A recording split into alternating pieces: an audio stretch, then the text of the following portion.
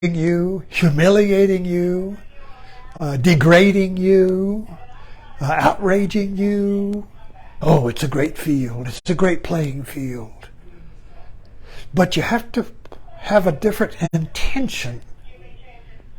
You have to have it all depends on your intention.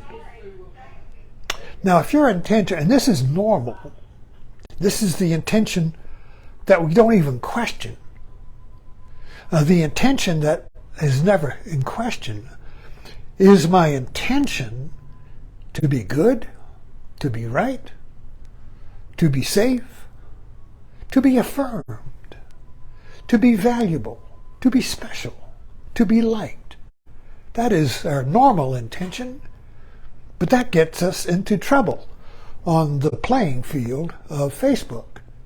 Because the playing field of Facebook is full of enemies. Now, by enemy, I don't mean literal enemy. This is a metaphorical enemy.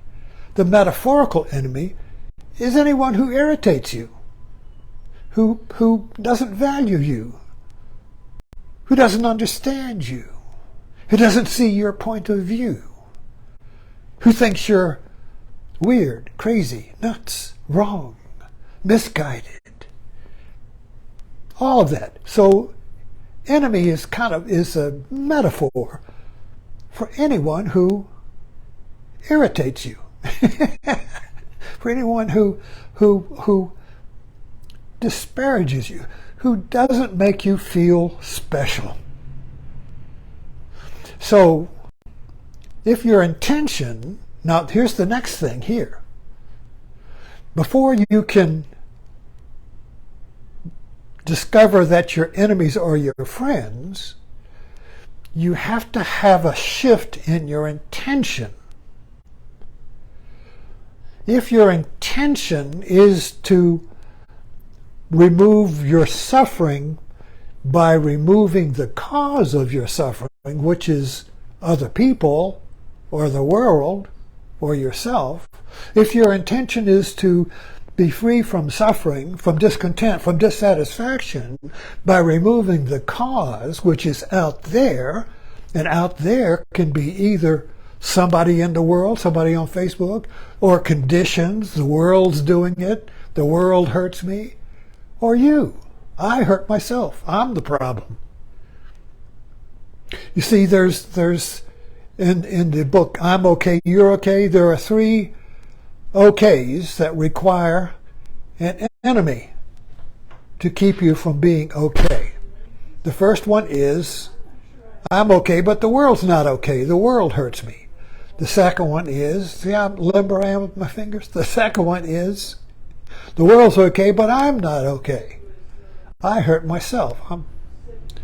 I'm masochistic, self-sabotaging. And the third is, the world's not okay and I'm not okay. The whole world stinks. These 3 require an enemy. Now, if we come to realize that the cause of my suffering, my discontent, my the unpleasant feeling that the world gives me, that I'm a victim, if I realize that this is not the real cause of my suffering, and I want to find the real cause, but it's not one of these 3. It's not the world, it's not me, and it's not both. So if I don't know what the cause of my suffering is, I'm going to be curious to find out. Now, the only way to find out what the cause of your suffering is to have a playing field where you can see the cause without violence. See, in the playing field of the world, right now, everybody's shooting what they blame to be the cause of their suffering. It builds up a pressure. So it's constantly exploding. Pressure cookers are exploding everywhere in the news today. Every week somebody shoots somebody because they walked across their lawn.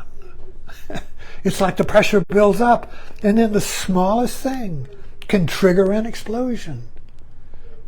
So what we want to do is have a safe playing field where you can see the cause of your angst in a safe way. And there's no better place than Facebook, because Facebook's not real.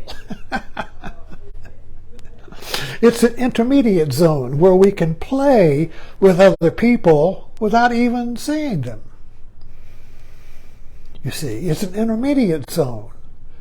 So it's a playing field where you can discover or deconstruct the cause of your suffering. Now, what is the cause of our suffering?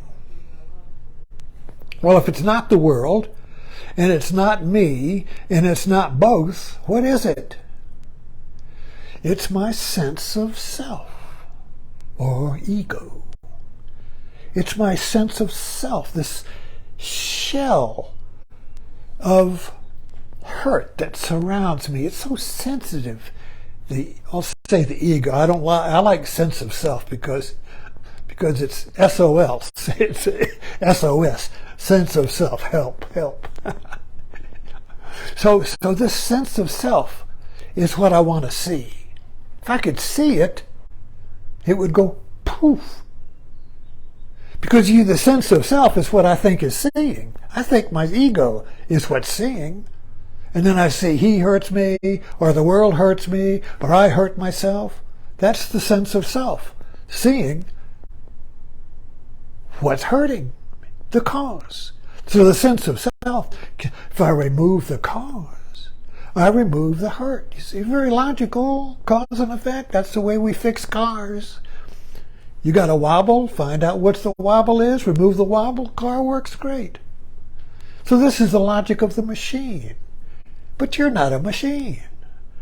The world is not a machine. It's a living thing. It's a living world. So what's the cause of the living hurt, you see? We need a new logic. And Facebook provides the perfect playing field. Because when I state my opinion of something and somebody says, oh, you're an idiot, and I feel that little prick.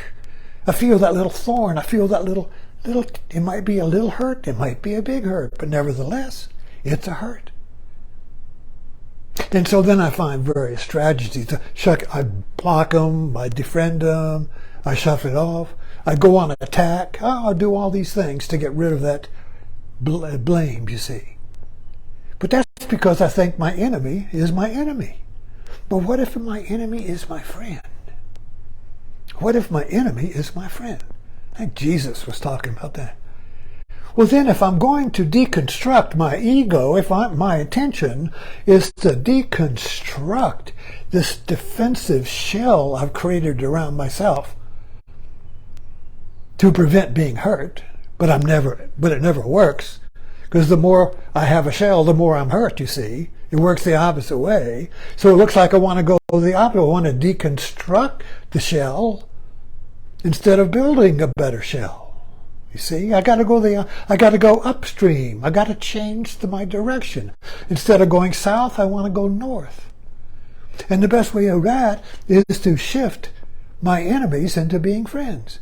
So I welcome being hurt. I welcome being cursed. I welcome being pricked and prodded and humiliated, because it gives me an opportunity to see that sense of self that feels hurt, that little victim inside.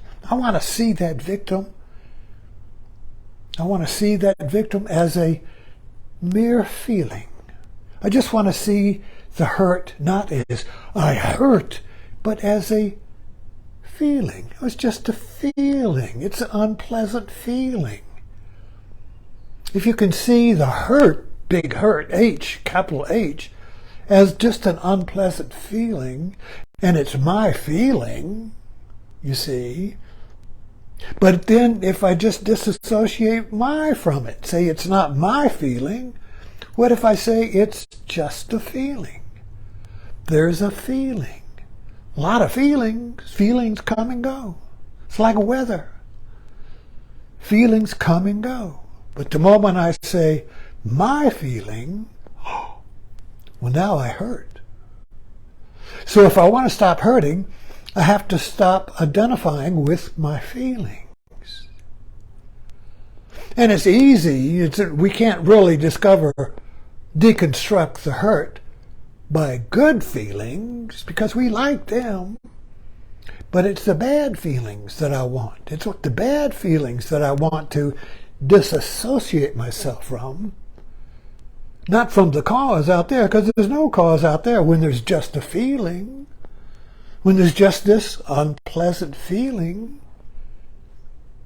When I don't put a my on it or an I, it's not unpleasant, it's just a feeling. It's only unpleasant when I attach myself to it. I don't like that feeling. But you notice that I don't like that feeling is because I've attached an I through it. And what is that little I? My sense of self. So if I welcome the hurts on Facebook as an opportunity to say, oh, that's just a feeling. It's not my feeling. It's not caused by anybody. It's just a feeling. The feeling passes by because all feelings are impermanent. Everything is impermanent. You just don't attach to it. You don't identify with it. You don't grab it. Like grabbing a cactus. Oh, look at the flower on the cactus and you grab it. Oh, crap. It's got thorns, you see. So the feeling is not really pleasant or unpleasant. It's just a feeling if you don't attach to it. Because when you attach to it, say it's my feeling, it's going to be either a good or a bad feeling. It can't be no feeling, it can't be not good or bad, unless it's just a feeling. And if it's just a feeling, even when historically we say that's a bad feeling, so, in other words, so we're kind of like getting down to the root here. In Zen, it's called, the Zen master says, I cannot pull the weed without pulling the flower. See? What that is pointing to is that the feeling, good feeling, bad feeling, cannot be pulled because they're both. So what we want to do is use my enemies to arouse this feeling so I can see that it's empty. So I welcome my enemies to make me irritated, pissed off and outraged, offended, humiliated. Bring it on. Because that just gives me the opportunity to see that all my feelings are empty of names. The feeling is there. It's the way I name it, the way I give it meaning. That's the ego delusion. The ego delusion. Thanks for dropping in. See you on Facebook.